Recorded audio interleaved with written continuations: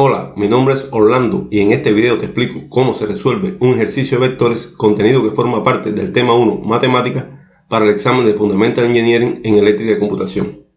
El enunciado de este ejercicio nos dice que tenemos tres vectores, vector A, vector B y vector C.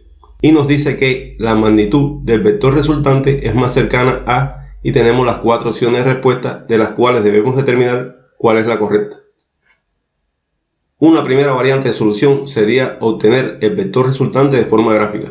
Por ejemplo, con los vectores A y B obtener el vector resultante entre ellos y con ese vector resultante y el vector C obtener el vector resultante en general, quedando algo así. Luego medimos la longitud de este vector resultante y ya obtenemos la respuesta que estamos buscando. Este método de solución gráfica, aunque es válido, no sería el mejor para aplicar durante el examen de Fundamental Engineering, pues necesitaríamos hacer un gráfico exacto a escala, lo cual sería muy consumidor de tiempo. Entonces debemos encontrar alguna forma analítica de obtener ese resultado y para ello nos apoyamos en el Reference Handbook. Para ganar en tiempo durante el examen es importante ir directamente en el Handbook donde está la información relacionada con el ejercicio que estamos trabajando. En este caso, que es un ejercicio de vectores, podemos buscar por vectors y vamos directamente donde está la información relacionada con ello. Aquí vemos que de forma general un vector se puede representar de dos formas distintas. En coordenadas rectangulares, donde se representa por las proyecciones del vector en cada uno de sus ejes, multiplicada por los vectores unitarios I, J y K, o en coordenadas esféricas, donde se tiene en cuenta la magnitud y los ángulos que forma con cada uno de sus ejes. Esta información que está acá es para vectores de 3 dimensiones y los nuestros son de 2 dimensiones. Para el caso particular de vectores de 2 dimensiones, en lugar de coordenadas esféricas se trabaja con coordenadas polares, donde se necesita la magnitud del vector y el ángulo que forma con uno de sus ejes, normalmente el eje X. Observando los vectores que nos dan, sus datos están implícitamente en coordenadas polares. Por ejemplo, el vector A tiene magnitud 3 y ángulo 0. El vector B tiene magnitud 2.4 y ángulo 90 grados. Y el vector C tiene magnitud 5 y ángulo menos 15 grados. Para calcular la magnitud de un vector debemos tenerlo expresado en coordenadas rectangulares, pues la magnitud es igual a la raíz cuadrada de la suma de cada una de sus proyecciones al cuadrado, y el vector resultante se obtiene como la adición de sus proyecciones en cada uno de sus ejes. Por lo tanto, necesitamos tener los vectores expresados en coordenadas rectangulares. Para los vectores A y B, su representación en coordenadas rectangulares es muy directa, pues el vector A, que es colineal al eje X, se expresaría como 3i. El vector B, que es colineal al eje Y, se expresaría como 2.4j. Y el vector C no es colineal a ninguno de los ejes, por lo tanto necesitamos sus proyecciones sobre el eje X y sobre el eje Y. Para calcular sus proyecciones nos apoyamos en el triángulo rectángulo que se forma entre el vector y ellas. El ángulo θ es el ángulo que forma el vector con el eje X, que en este caso es igual a menos 15 grados.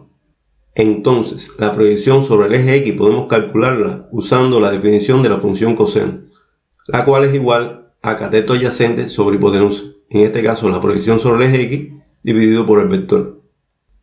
Al despejar X de acá nos queda que es igual a 5 coseno de menos 15 grados por I. Por su parte, la proyección sobre el eje Y podemos calcularla usando la definición de la función seno, la cual es igual a cateto opuesto sobre hipotenusa. Sustituyendo y despejando, nos queda que es igual a 5 por el seno de menos 15 grados j. El próximo paso sería evaluar estas expresiones, para lo cual podemos apoyarnos en la calculadora. Importante que la misma esté configurada para grados, pues en nuestro dato el ángulo está dado en grados. De esta forma, 5 por coseno de menos 15 grados es aproximadamente 4.8 unidades y 5 por el seno de menos 15 grados es aproximadamente menos 1.3 unidades. Y así nos queda que el vector C se puede expresar como 4.8i menos 1.3j. Esta forma de obtener las proyecciones del vector C sobre los ejes X y Y es totalmente válida. Ahora bien, en la calculadora que está autorizada a utilizar en el examen, existe la posibilidad de hacer la conversión de rectangular a polar y de polar a rectangular, que es el caso que nos ocupa aquí. En la tecla Max, entre otras, tenemos la opción de convertir entre rectangular polar y polar rectangular. Veamos, tocamos la tecla Max y escogemos la opción rectangular a polar. La primera de las opciones es convertir de polar a rectangular calculando la coordenada X. le damos los datos de magnitud y ángulo y obtenemos el mismo valor que habíamos obtenido al calcular la proyección sobre el eje X. Repetimos el proceso y escogemos la opción de calcular polar rectangular obteniendo la coordenada Y, le damos los datos y obtenemos como resultado el mismo valor que habíamos obtenido al calcular la proyección sobre el eje Y. ¿Cuál de las dos opciones utilizar para convertir de polar a rectangular? Bueno, depende de con cuál nos sintamos más cómodos. Si lo hacemos mediante el cálculo de las proyecciones, solo debemos tener en cuenta que la función coseno es para calcular el cateto adyacente y por lo tanto la proyección sobre el eje X, y la función seno es para calcular el cateto opuesto, por tanto la proyección sobre el eje Y. Si utilizamos la calculadora debemos tener en cuenta que al convertir de polar a rectangular tenemos la opción de calcular la coordenada X o la coordenada Y. Por cualquiera de las dos obtenemos el mismo resultado, por lo tanto las dos son válidas. Una vez que tenemos los vectores expresados en coordenadas rectangulares, el próximo paso sería obtener el vector resultante mediante la suma de sus componentes en cada uno de sus ejes. Y obtenemos como resultado que el vector resultante es igual a 7.8i más 1.1j. Esto se corresponde con el resultado que habíamos obtenido gráficamente inicialmente, donde la proyección del vector resultante sobre el eje X es de 7.8 unidades y la proyección del vector resultante sobre el eje Y es de 1.1 unidades. El próximo paso sería calcular la magnitud del vector R, y para ello planteamos la expresión que magnitud de R es igual a raíz cuadrada de 7.8 al cuadrado más 1.1 al cuadrado. Aquí podemos volver a apoyarnos en el uso de calculadora y obtenemos que la magnitud del vector R es aproximadamente igual a 7.9 unidades, lo cual se corresponde con la opción de respuesta A, que sería la válida en este caso.